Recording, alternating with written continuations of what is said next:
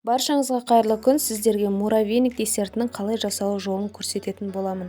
Барлық қажетті құрамдарын видеоның астына жазып қалдырдым. Алдымен сары майымызды ертіп аламыз. Одан кейін үстіне қантымызды саламыз. Қаймағымызды салып, жақсылап тұрып араластырамыз.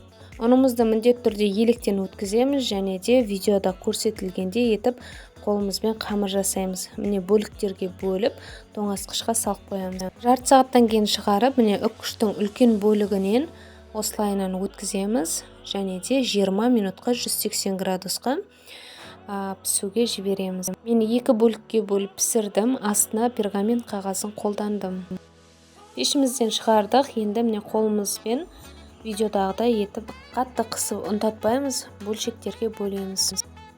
Міне біздер кремін жасаймыз. Ол үшін қойытылған сүт пен қайнатылып қойытылған сүтті екеуін араластырып миксерлейтін боламыз.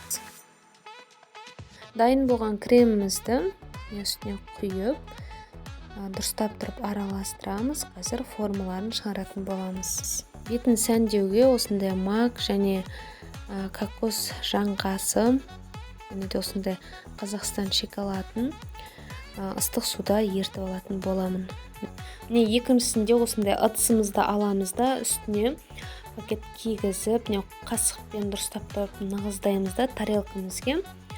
Осылайынан төңкерген кезде өте тез алынады. Дәл осы тәсілмен сіздер де пайдаланып жасап көріңіздер. Қалғандарында дәл осылай жасап шықтым. Сіздер де осы видеоға қарап жасап көріңіздер.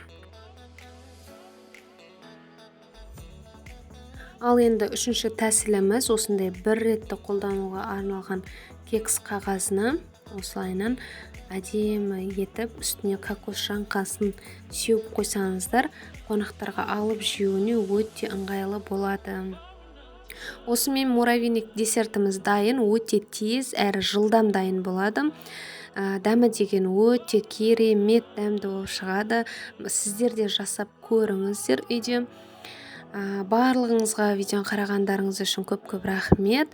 Каналыма тіркеліп, лайк басып, пікір қалдырып кетіңіздер. Алда міндетті түрде жақсы рецепттер болады.